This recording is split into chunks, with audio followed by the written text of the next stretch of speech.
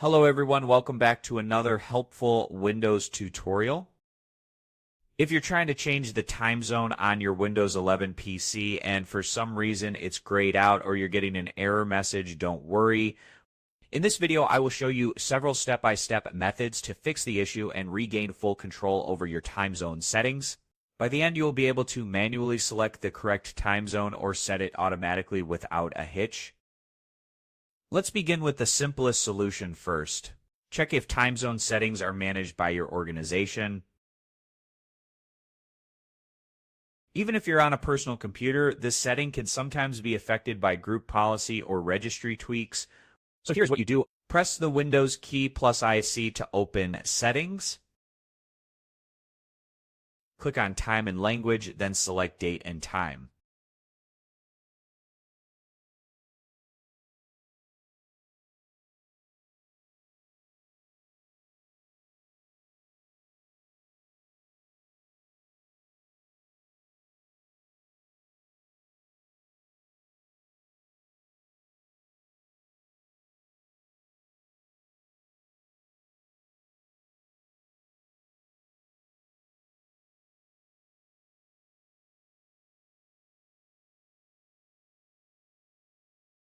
If it was off, turn it on and wait a few moments, then go back and try changing the time zone again.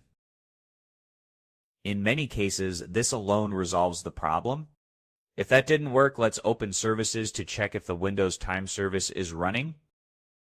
Press the Windows key and the letter R. Type services.msc and hit Enter. Scroll down until you find Windows Time, right-click it and select Properties. Make sure the startup type is set to automatic and that the service is running. If it's not running, click Start, then apply the changes. After that, go back to the time settings and check if you can now change the time zone. Still stuck? Press the Windows key and the letter R. Type regedit and press Enter. Navigate to this location, H key, local machine, /system, /current control set, /control, /time zone information. Look for any values named Dynamic Daylight Time Disabled or Time Zone Key Name that look out of place.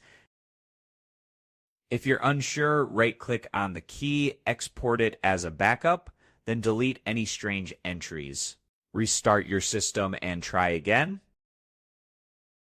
And there you have it, several different methods to fix the problem of not being able to change the time zone in Windows 11.